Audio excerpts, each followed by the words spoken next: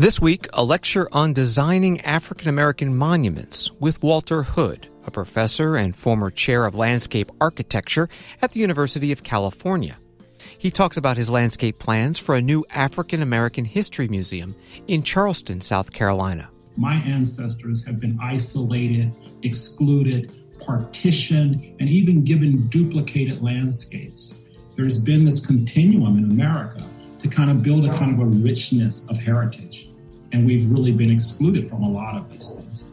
This is part of a class co-taught by former Charleston, South Carolina Mayor Joseph Riley and Professor Kerry Taylor at the Citadel Military College. More in a moment. Sephora stores are everywhere you are. So just pop in. When you need a brown lip to match your 90s playlist. A confidence boost before your interview. Or a last-minute gift for mom's birthday. There's always a Sephora near you. Just pop in.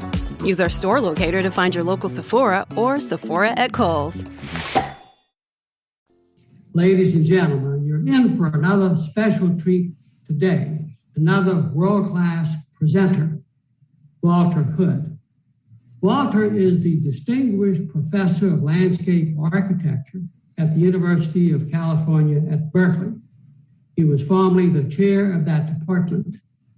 Among the many distinctions and awards that Walter has received is the Prize MacArthur Fellowship Genius Grant Award.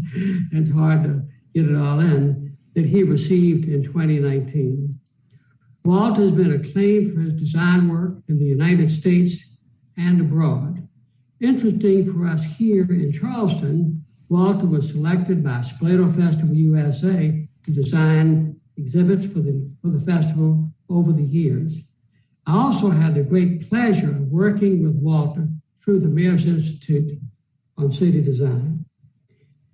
In the 21 and a half years of working on the International African American Museum, we came to discover the history of Gadsden's Wharf and its precise location. Lonnie Bunch, the founding director of the National Museum of African American History and Culture, who was with our class last week, said that Gadsden's Wharf was the most sacred site of African American history in the Western Hemisphere.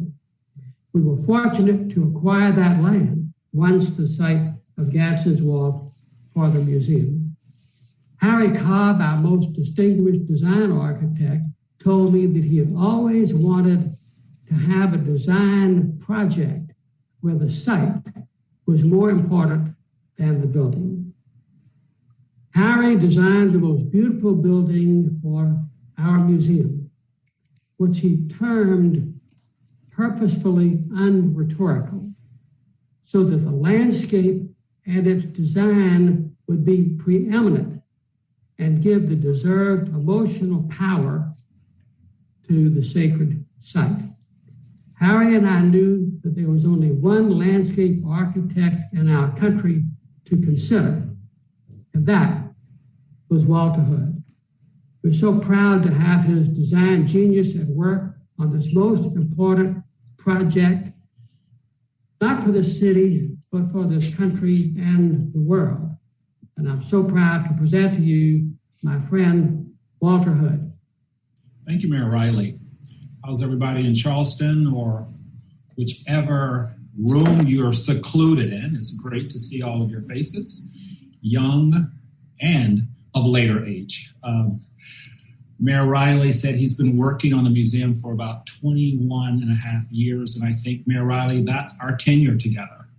I think I first met you during a Mayor's Institute in Macon, Georgia, where you gave one of the most amazing speeches I've ever heard from a mayor to talk about cities, life, and people. And I had never heard a politician speak that way. And so I was really moved by that.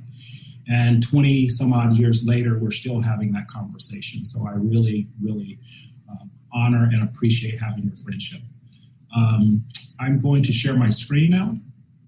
And today's talk will be about a half hour, and then we'll have time for questions. But the name of my talk today is spirits in the landscape. I am a Southerner. I'm from Charlotte, North Carolina. And it took me probably close to being in my 40s or so until I actually felt comfortable talking about, how can I say, my Southern upbringing and those spirits that have guided my life. I want to just start out, just talking about the current context that we're in. I mean, we've heard a lot about the 1619 Project, but this idea for most people of color in this country, particularly African Americans, is our time in this landscape has been long, but our freedom has been very short. And so how we begin to kind of think about ourselves in a place, right, that at once is foreign, but is also very familiar, we have to find our own path. And as someone working in landscape, I've been keen to look at, and I've taken the same map and looked at the establishment of landscapes that we tend to canonize, that are, they hold sacredness in the way we think of our country. When we think of Middleton Plantation, this is 1730s. I remember in undergraduate school, it was the first colonial garden. This preempts Mount Vernon. This preempts, some of the University of Virginia, some of these other places. So very early, as my ancestors have been isolated, excluded, partitioned, and even given duplicated landscapes, there's been this continuum in America to kind of build a kind of a richness of heritage. And we've really been excluded from a lot of these things. And so through these double semiotics and double consciousness, how do we actually deal with these dualities that are at play, these hidden histories? And I do think it's possible to do so, because if we look at our history and the way we even document our history, race is a big part of it. Even in our maps, we tend to talk about who we are and how we are situated in the landscape. And during most of the 20th century, we have to face up that we were a nation of apartheid.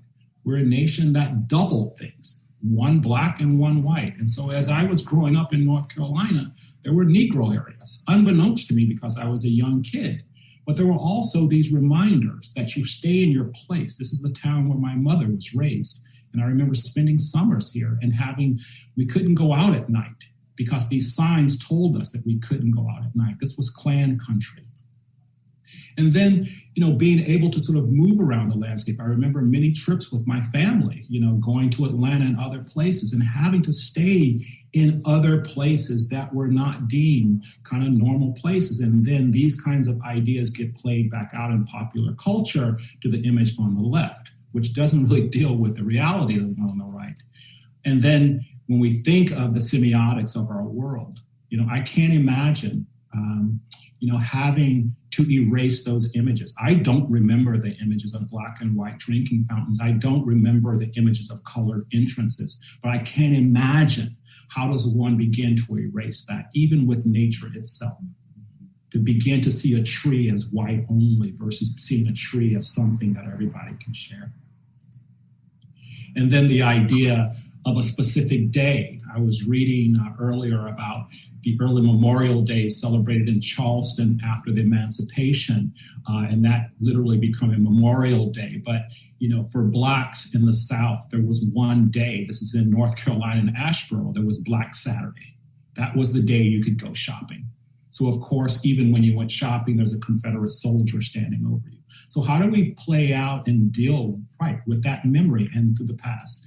And I do think that there's a spirituality that we can begin to think about, because we didn't make this landscape that we see and that we always project that we belong to. We were actually put in these places. And then we somehow tend to be aghast when we have these issues, that inflame from the 60s to the 80s to the 90s to the 2000s, where people are asking for, civil liberties. They're asking for protection.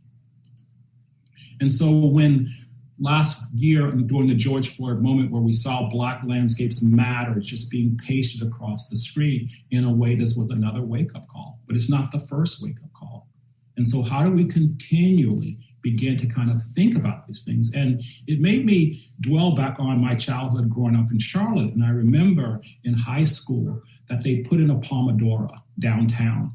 And this Pomodoro was this modern sculpture. And we were like, what is this sculpture? And then I read later what the structure actually meant. And Pomodoro, this Italian futurist, was really talking about the future, right? This, how can the future of Charlotte be, how can I say, unmitigated and new? And so he used this kind of futurist symbol. And this lasted for about 25 or 30 years. And recently I was back in Charlotte, I'm working there, and I noticed that they had changed that entire kind of introduction to the city with this new set of images. And it was installed in 1995. And you have to remember, Charlotte was settled in 1750 and incorporated in 1768. And I wondered, who was that black guy? I mean, why was there a black guy in the middle of town? There wasn't a black guy in the middle of town when I was raised. And it turns out that he's depicting the railroad. And so going back and looking, did North Carolina have slaves? Was this a free man? I mean, why in 95 did we choose to depict this history? And I would argue this is the ostensible past, how cities really reclaim the history and want to rewrite the narrative. And in Charleston, as I've noticed from your reading list, you've seen a lot of this, right? From the early parts of the 20th century to changing the narrative of the Civil War. And how do you actually allow for the history, right, of Blacks to be present alongside the history of whites? I mentioned that Mayor Riley, I met him in Macon, Georgia, and this is a project that I won a competition for. And this is like 1998, 1999. That's the Daughters of the Confederacy. We cleaned it off. We made a set of yards that talked about a kind of a blue collar, relationship. But we wanted people to see the obelisk because it was hidden. And we wanted to make it more visible. So we made fountains to go around it. And then I placed cotton bales next to it.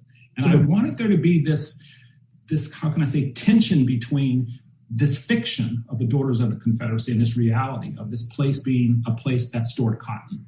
Now, this is 20 years ago, and people were, somewhat abstractly not interested in this idea. I was actually black-faced at the club.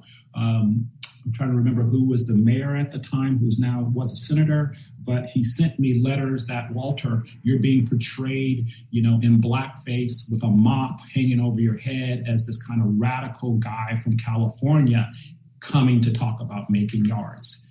In the last year, people have asked for that statue to actually come down. So in a way, this was a prelude to the moment that we're going through now.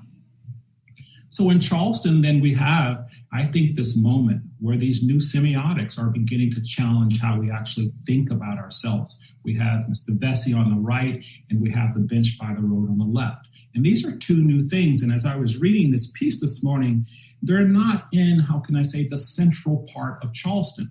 They're in sites, whether at the racetrack or whether out at Fort Moultrie. They're in these kind of spaces that we don't see every day.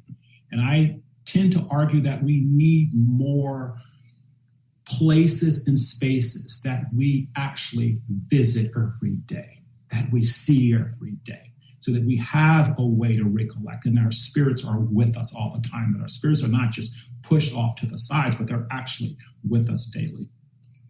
And how we might do that, I'm going to show you a few projects that begin to kind of tease at this idea. This first one is the Catherine Foster Homestead in Charlottesville, Virginia. This is the ecumenical village on the left, and south of that was a place called Canada, and this was a place for free Black slaves. But as they were moving the campus to the south, they actually found this interned homestead, and they found these beautiful bricks and this beautiful mortar work. And as they dug deeper, it revealed a foundation, and it revealed a place where Kitty Foster had bought a piece of property, and then she went to work for the university.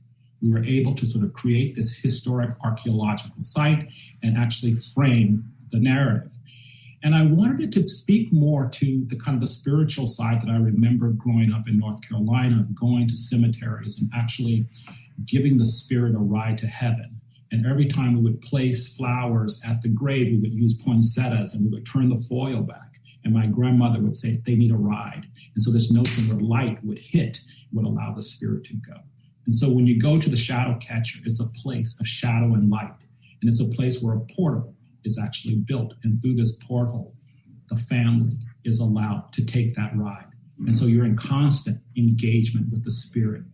of the family and the diaspora that was here.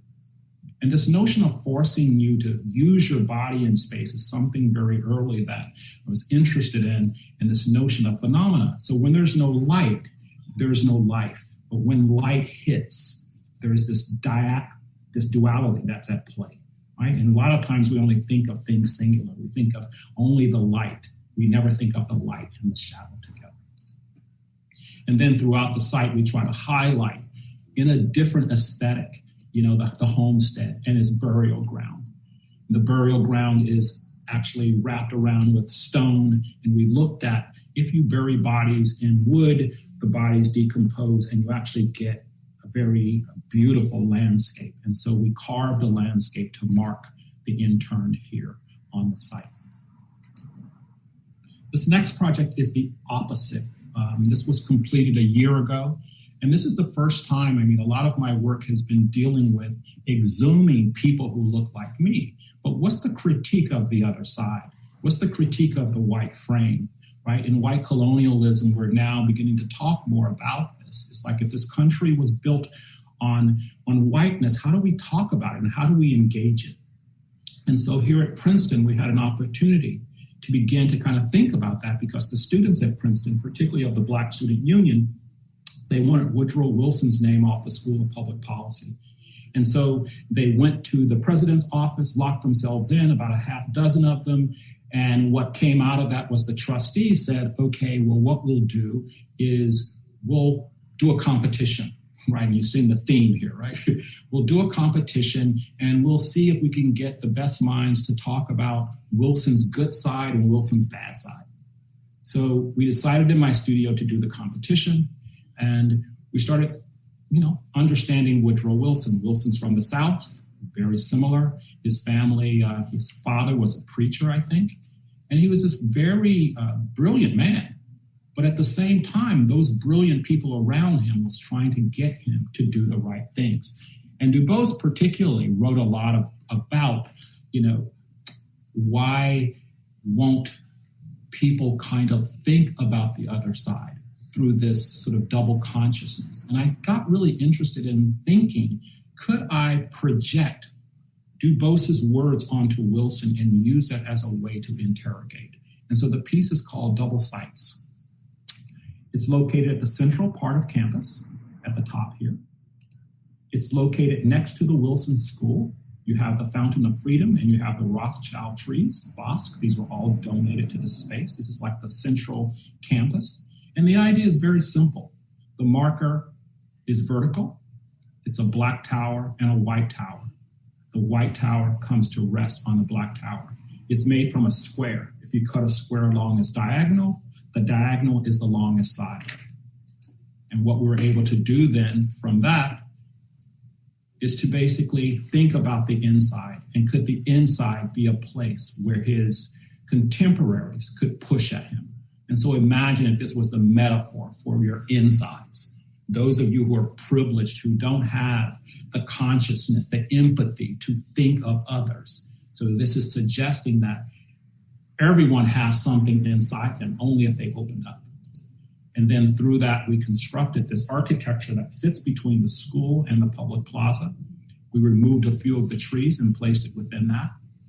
And then on the inside, his contemporaries' quotes read and loom larger. Everyone from Trotter to James Weldon Johnson to W.E.B. Du Bois, who's asking Wilson to do the right thing. And as we were making this project, I was struck by the current cultural context that we were in the last 4 years, where everyone spoke of a certain person, that he would change. He's going to do the right thing. He's going to do the right. His consciousness was open up, and we know that none of that manifests. And so this idea of then taking Wilson's contributions and some of the negativities, and we posted them on the outside in the smaller context. And so when you walk into the piece, you now are face to face with his contemporaries, and Wilson is marginalized to the outside. And also along the inside is reflection, and it's reflecting you. And so you become one of those who are pushing, right, for righteousness. And a funny thing happened on the way to making this memorial or a commemorative piece. The Black Student Union still pushed to get Wilson's name off the school, even after this was erected. On opening day, the president came out and unveiled it. And within a year, the communication continued. And this past summer, one of the trustees came out and read something on the outside of the piece and voted to remove his name.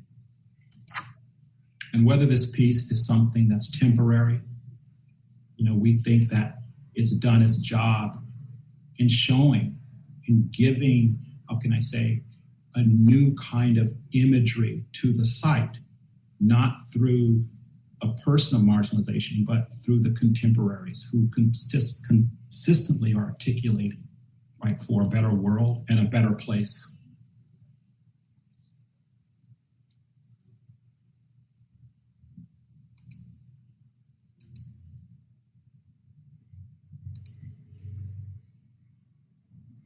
And we tried to make sure that we showed, again, some of our ancestors, insight from early age to latter age. And then at night, the inside is aglow, and those words speak more powerfully at night. How long must women wait for liberty? Mr. President, what will become of women's suffrage? And what's also unexpected to the piece was the reflective quality of it. So as you move around, the piece is actually reflecting the context, right? Which again is creating those double sights so that you're constantly part of that doubling.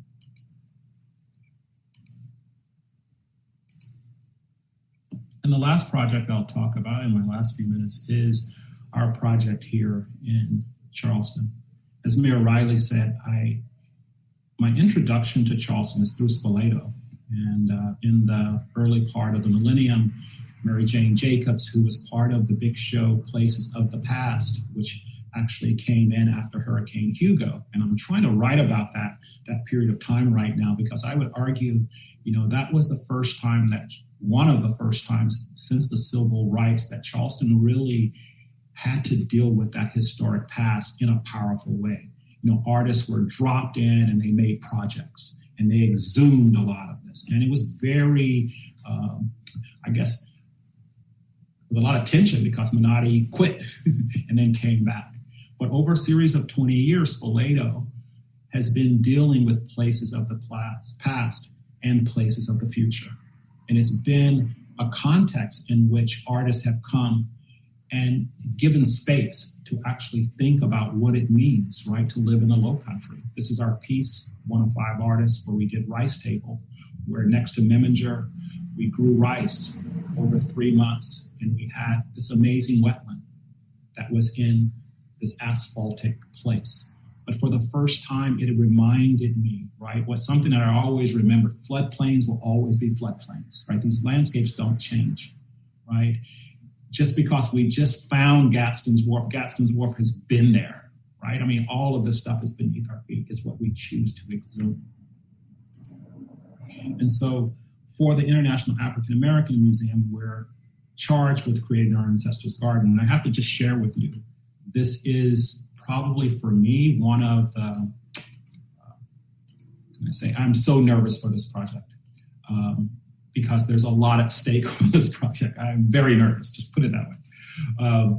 But it's been a great team, as Mayor Riley said, with Harry Cobb, who just passed away the last year, reached out and said, Walter, we need you, we need Guy, we need structure, we need to talk about this story. But this is a different place. It's different than our museum in DC. This will be a place for families, individuals, groups to advance in the appreciation of the history. And particularly the history in the Low Country, which I think makes this spot really, really powerful. But it also suggests that being in Charleston, finally, it will be in a place of prominence. It will be a place where people will pass it every day. As you're going out on a boat ride, you're going to come across the site. As you're promenading along the waterfront, coming from the aquarium, you're going to come through the site. As you're coming through the park on a jog, you're going to come through the site. And I like to think about it like The way I think of Charleston now, when I go for runs, I run through the cemeteries, right? I mean, I experience the city, and we want this to be something that becomes familiar to people. Again, because something, exists in a map, maps are interesting. It depends on what you want to map. And I tell my students this all the time. They go, well, there was no information on that. That's because someone didn't want to include that information. So the cartographer is in charge, right? So you can go out right now and map, and you can leave out the trees, and people look at the map, well, there were no trees. It's what you choose to do. And in Charleston's history, as we know very early, the history of slavery had to be subserviated. It had to be subserviated to give a new identity to one of the oldest American cities. And so how do you begin to consider then this new semiotic? I showed those two images of Vesey and the bench by the road. Now I would never have figured that Calhoun would come down. Then you think about the history around Calhoun, the first sets of sculptures that went up. What Blacks used to do as they passed the Calhoun statue. I was reading this one quote about how we used to put a little something in our pockets as we would go past Calhoun, right? And so you were ready for Calhoun as you went by. But how do you begin to unpack a lot of these ideas? And very early in the project, we asked Mayor Riley, let's make sure this is a real site. And I remember that day we're standing there. It's like, has there been an archaeological report done? And everybody said no. Mayor Riley said, why not? He said, the site's toxic. And we look out the window and there's some guy down in a hole on Magazine Street digging a hole, right? And so this idea of how do we act? And so the archaeological report was done. We actually found where the line was. And here's a picture of Harry's, I think, which is going to be a beautiful building, this long bar. It's almost like a vessel that sits up 13 feet off the ground. The columns are 2 meters wide, almost more than 6 feet wide, right? Tapering at the top to give the ground plane this respect. And as we have made the plan, we've tried to make the plan be unfettered by stuff. And we've taken the north part of the site, which is next to your pump house. We've created a sweetgrass field because we have to keep that open. And then as you make your way in, you go through what we call these colonial gardens that are shaped like parterres and kind of riffing on Middleton to a certain degree. And then you make yourself this clearing under the building, which is all tabby. So the tabby creates this ocean floor for activities to take place. And then as you make your way to the south, you get to what we call the warehouse. And this is the place where slaves were stored after they were incubated at Fort Moultrie, Sullivan's Island, and brought here. And we know that when they were stored in some of these, in the warehouse, some perished, some didn't make it. So the site at night will be open. Again, you will visit it in the same way as you visit the other spirits of Charleston. As you enter from the city, we've tried to reimagine a primary dunescape that makes you aware that you're coming to water. And then as you look back to the city, those dunes caress you as that ocean floor of tabby spreads out. And then from the sweetgrass coming in, from one side, you come through a much more kind of smaller scale pathway system, looking at the north side of the building, which will be ablaze in light, looking through a brick fence, again, looking at the local cultural landscape. The bricks we know is Charleston, and allowing that to become the veil at the edge. There's a stele garden for our ancestors. This will have different voices coming out of rock to relate the different groups that came out of the diaspora from Africa. A changing ethnobotanical garden, because we know the flora will get impacted here at different times. And so this is an opportunity for the museum to talk about the kinds of flora and things that slaves brought with them from West Africa. We have rice planters, places where we can propagate rice. You know, what we learned very early from Rice Table, this notion of having ritual somehow find its way, and also having program to talk about those qualities of botanics. And then looking back to the south towards the warehouse, we've built a wall, and I think the quote now will be Maya Angelou's, "And I Rise," quote, will actually brace the front of this. And so as you make your way over to the warehouse, in between this long boardwalk that looks back to the Atlantic, we have a set of kneeling figures that are inspired from the Rice Negroes pamphlet over at Fort Moultrie. And this has been something for me, having never dealt in a lot of figuration, something that we've been constantly going through, but we want this to be a space where people have to come into contact with the human figures, right, in a very small confine as they're looking west.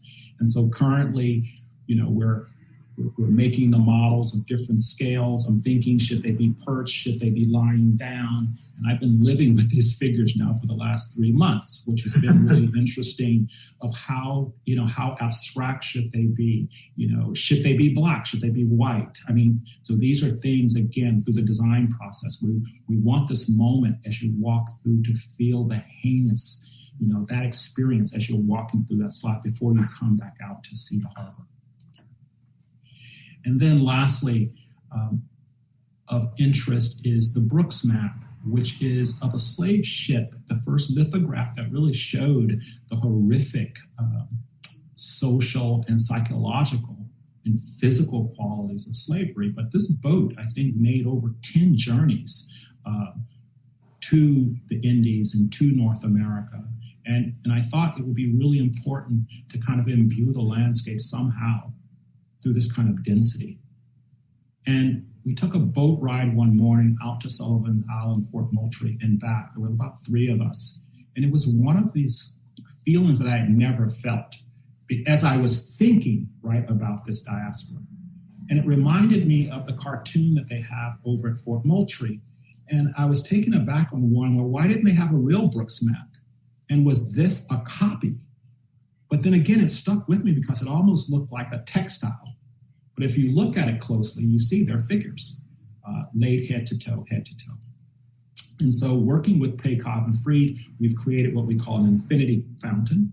And at the edge of the promenade, we've tilted the ground and we've lifted the water metaphorically up to the level of the museum. And along that edge, we're looking at making figures indentated within the tabby. And these are just some early copies of what those figures might look like, etched out. Looking at the shell, we want the shell to go away on the surface, but then come out in the bodies. And then as you serialize them, you actually begin to kind of see the quality of light. And unexpected to me as we've been going through the light, I know this is low res, but I just got this the other day, Mayor Riley, but I thought the light playing against the shells were pretty wonderful. And this idea of having, this fountain that becomes dry and all of a sudden the light will play against all of these shapes. And this is what the final maquette would look like.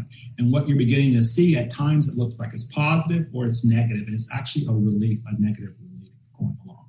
And all the shells are from the Atlantic Ocean, even though they're being made in California.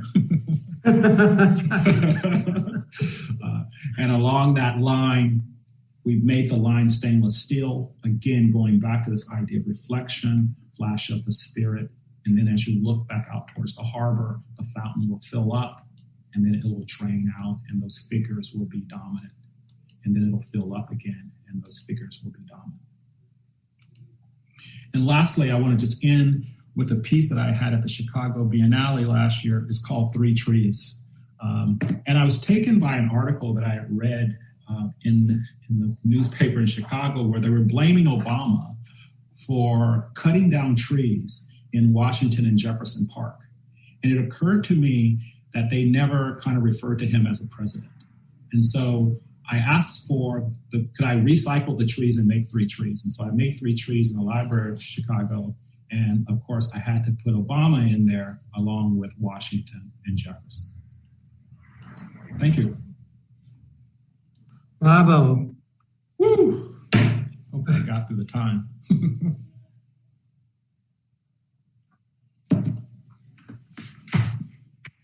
So I'm done.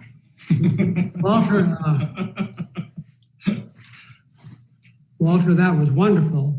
And one thing that I was determined to say while we had Walter was this. Years and years ago, And Walter, working in California and working around the country and around the world and working with the Mayor's Institute. And I was exhausted just thinking about his work ethic. And I said, Walter, how do you do it? How are you attending to all these different responsibilities? And he said, well, Joe, he said, I have a lot of balls in the air, and I'm determined not to let any drop. And I wanted to say that today to the students here and to everyone that, that's part of our life's work. We often have lots of responsibilities, and we learn to attend to them, try to attend to them all without letting one drop. So Walter, he laughs every time I say this, but that was just so profound because he was worn out. Really, you would see him coming back from these meetings or seeing him in Macon or at one of the places at Mayor's Institute with his spirit and smile and everything else. And so Walter knows I've never forgotten that, and I give that to the students here. Just about life's work. We tend to our responsibilities, and we've got to keep a lot of balls in the air, and the goal is to not let one drop. Yeah, but you forget the most important piece of that quote. Some do fall. But you got to know which ones. You have to know which ones to let fall. Because you can't keep them all in the air, right? And once I learned that some can fall, there's a kind of a freedom, right? Versus That's right. I got to keep them all. Some are going to hit the ground, but you got to just know which ones to keep in the air. Right? That's right. And that means choice, if you can get to the place of choice. So I want to just remind our students and guests to put questions in the chat, and I will relay those to Professor Hood. And maybe as we're waiting for those to come in, I was wondering, Professor Hood, if I had one or two questions that I was hoping you might speak to. You've been described as a community whisperer, and I think the suggestion there is that you understand things about communities even before they realize aspects of their own experiences. And I'm wondering if is that a description that you accept? And just, whether you might speak to that dynamic of being a community whisperer. I think it has a lot to do. It's a project that I was working on in Pittsburgh, the Hill District. And I think they were quoting a neighbor that I had been working with for years. So it's just like, oh yeah, Walter's a community whisperer. But I think what she was meaning by that was, we try to go out of our way to be good listeners, right? And if you're a good listener, you'll hear things. And then if you just keep listening, and at some point you give them back, and you give them back through your own lens. And I do think people are appreciative when you listen to them. And you're able then to take what they're saying and not just respond, right, in kind, but to respond genuinely through what you do. And I think that has been, for us working in varied geographies, something that I really value, that I'm an expert at what I do, but I know very little about your place a lot of the times. And I have to do the work. And once you do the work, it then gives you a point of view, right? And it might not always be, in Siami, it might not always be the same, but at least, there's a value to that.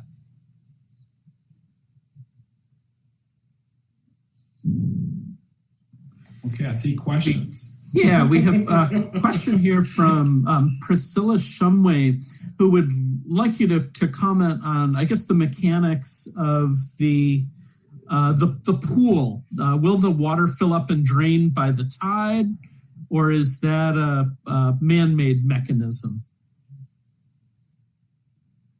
Mayor Riley, you raising your hand? It's man-made because it really has a few inches of water. So if we waited for 6 hours of the tide, it would be very little movement. So it's and I don't know if they've worked out the correct timing yet, but it will be enough that you will notice it. But there will be some dynamism in there that would be very beautiful.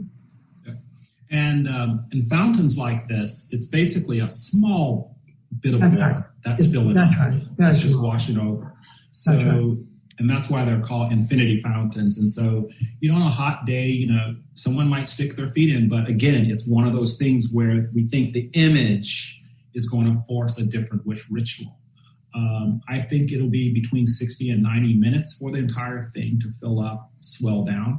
But there will always be water in the piece because it's tilted. And so sometimes the head will have a little puddle and sometimes the feet will have a little puddle. And that's where the reflective quality comes in.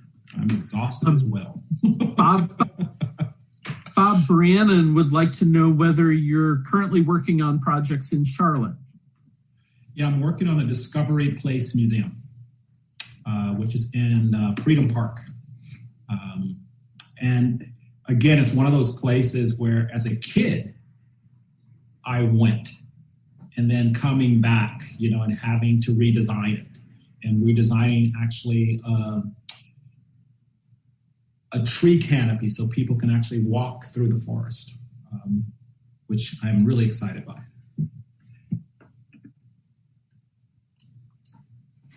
And Ginny Deeren has a question and I guess comment on your Southern upbringing, in addition to many, many other positive comments that have come in through the chat. Ginny says that you seem to have a very deep understanding of the South.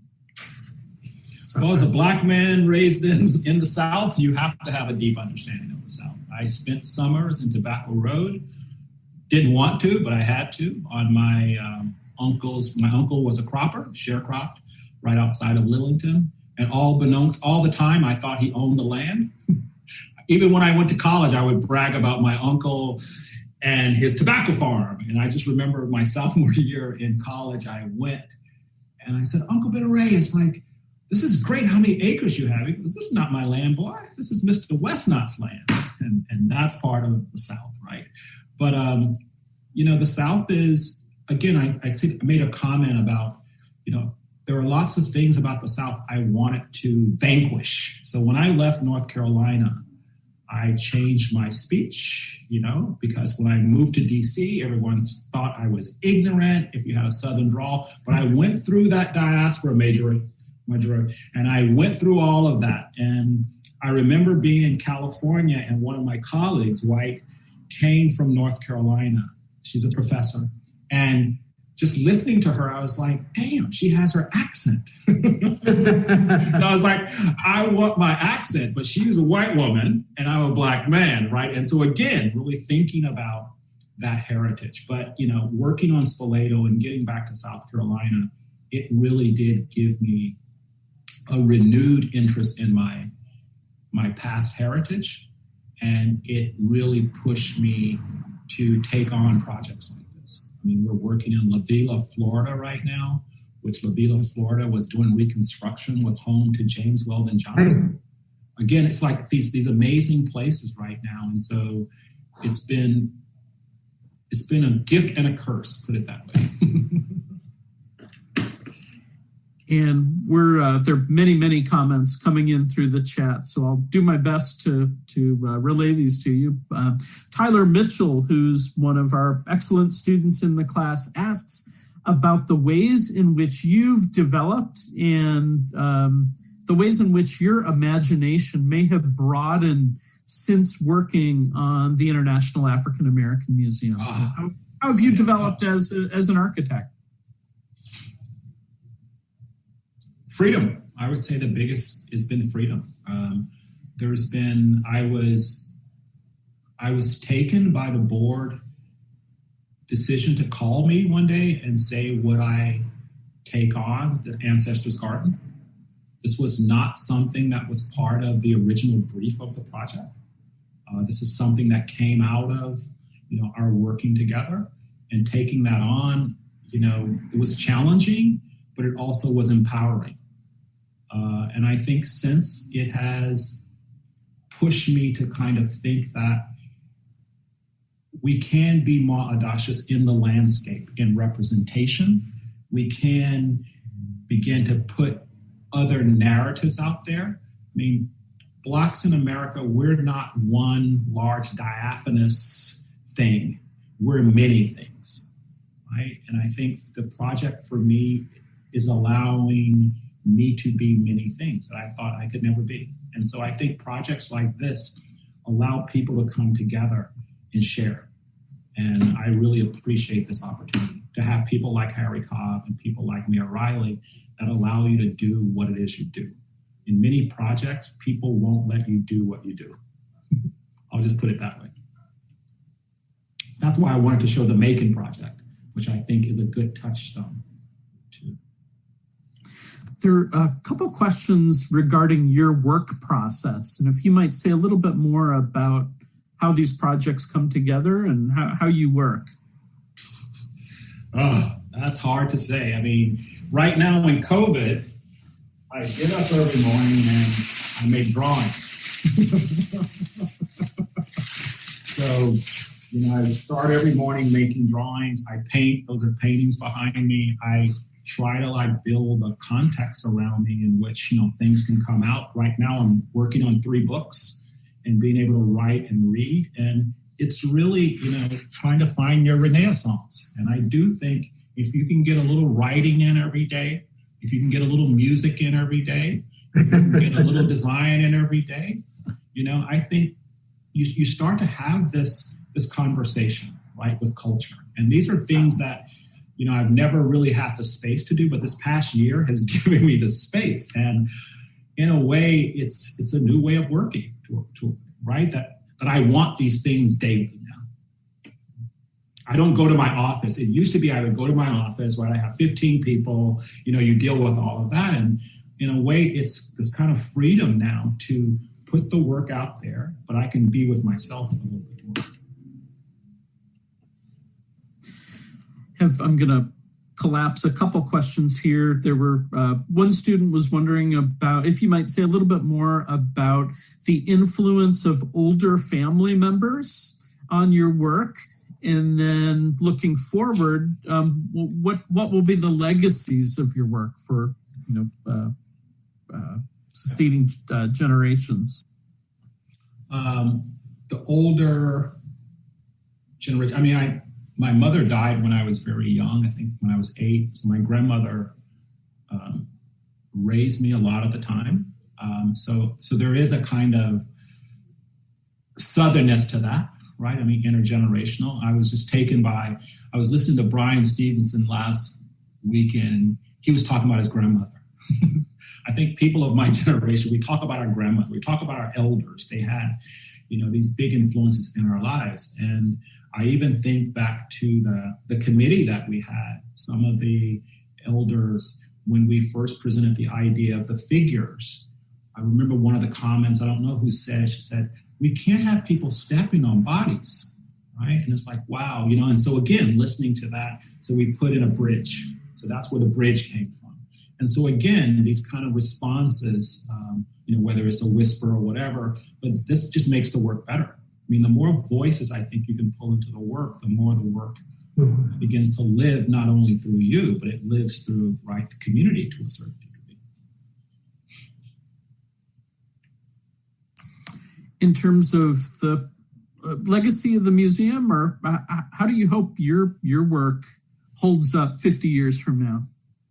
What should we take from your work, in 50 years?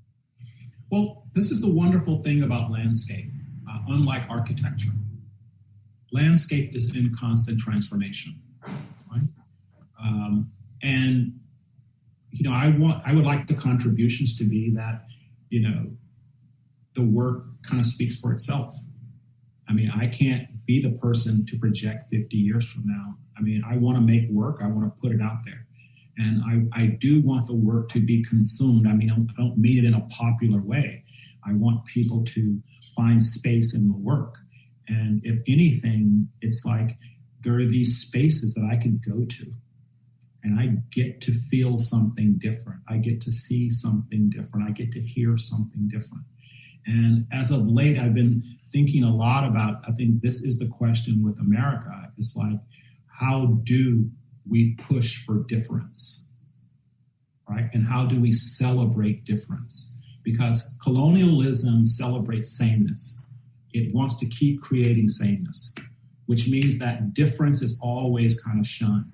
And diversity just becomes a kind of a medium to deal with sameness. Right? Diversity is just like, I just have a few, they're just not different. But difference is different, right? And I do think, for someone walking, for a white person walking in front of the Vesey statue, they should see it as different, just as someone walking in front of the Calhoun statue saw it as different. And those are things, I think that's part of the experiment in this country that we're not really good at in the experiment, is accepting others and those differences. Because on one hand, people marginalize, and this goes back to the double consciousness. We've had to take on those things. And I always get this question from students alike who are non-Black. They go, well, how do I work with the Black community? And here's a simple answer to that is, I had to figure out how to work with the white community. Right? So it's that simple. I think our lives in this country is actually a way for people to deal with difference. And I think the resiliency, when we talk about resiliency, resiliency are the Aboriginals of this land. They're the ones who are still here. That's resiliency in the face of genocide, to still be here.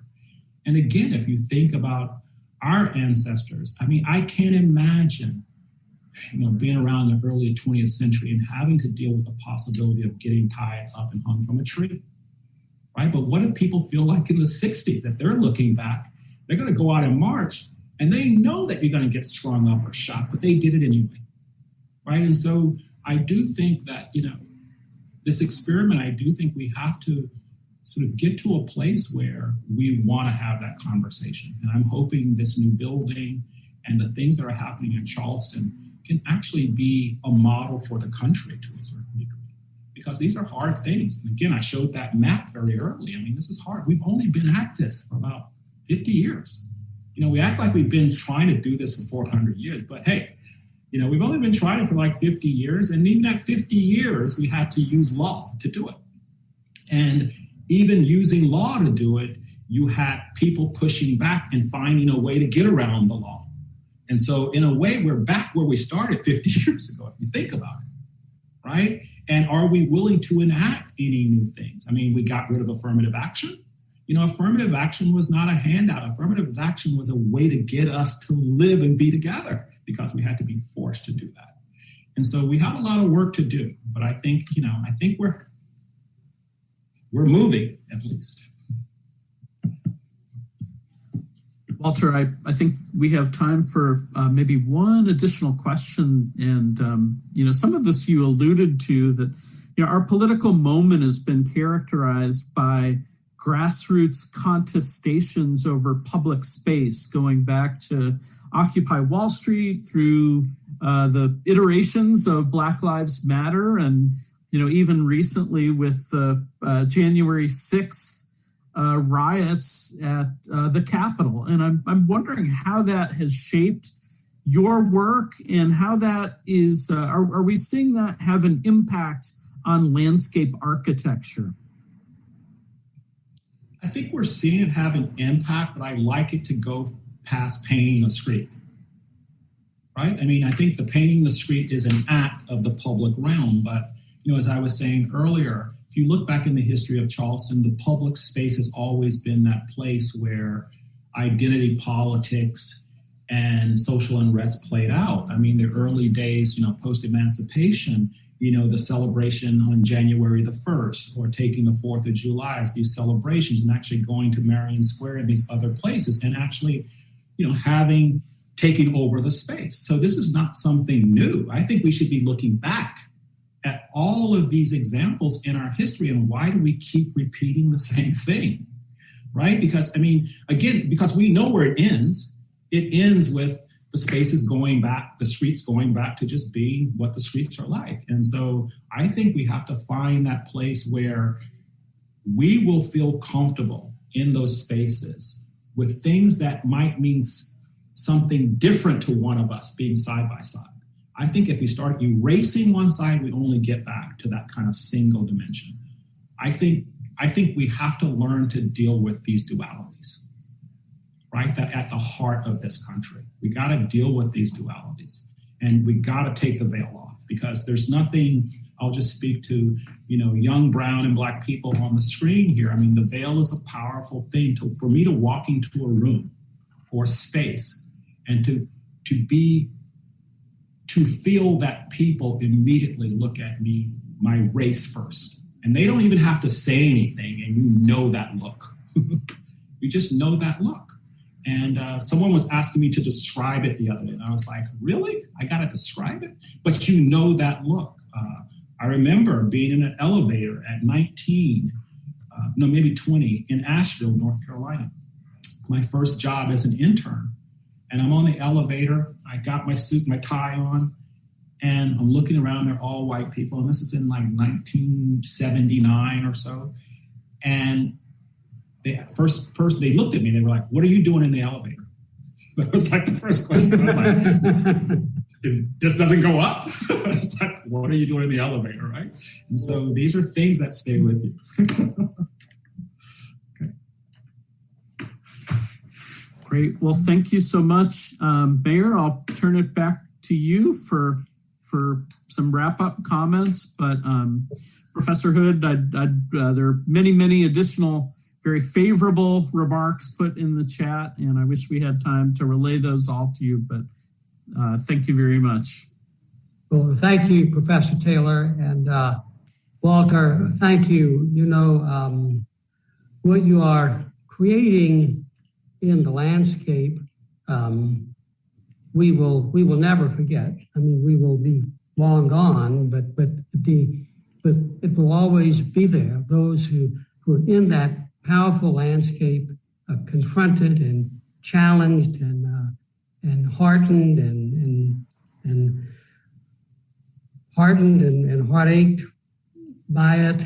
The beauty, the hope, the future, the sad past, the wonderful opportunities. What you create there, Walter, will be a continuing gift to people who come. And then Walter, we will not forget you today. I think we've got lots of, we had 300 people, I think, or so in the audience, students and grandparents and everything in between. And to hear a brilliant and thoughtful person give us the priceless gift of his time and thoughts is really wonderful. Walter, I'm so grateful. Thank you. I look forward to having you back, and certainly in the June or July of 2022, when we opened the International African American Museum, and I get goosebumps just saying it, and we see the powerful work of Walter Hood. Thank you very much. Well, thank you, guys. And I wish everyone a really safe beginning of spring.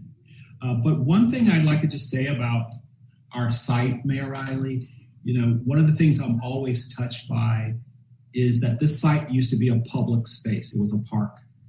And I was out at the site one day, and a couple asked me to come into their condo and look down on the site. And I asked them, are they going to miss the park now that they're getting this thing? And they said the park didn't have any memories. and they gave they waxed eloquently about that they were looking forward to having this new landscape to be in daily. And that stuck with me because, to change your sociology in space, sometimes it's really hard for people, right? They got rid of the road, they moved this, you have to change your way of life. And for a lot of people, I think the site is going to be different, but I'm hoping that it will help heal, but also get people to kind of see the world around them differently. So thank you all. This was a pleasure. You have a cherished, you have a national hero, Mayor Riley, who's teaching a course. I want to be in all of these lectures. You guys are really, the students, you guys are getting a great, great education this semester. Thanks for listening to C-SPAN's Lectures in History podcast. C-SPAN has a new podcast about books. Each episode delves into news about the nonfiction book publishing industry with publishing experts and insiders. You'll also hear reports on the latest nonfiction bestsellers, trends, and book reviews. About Books. Find it wherever you get your podcasts.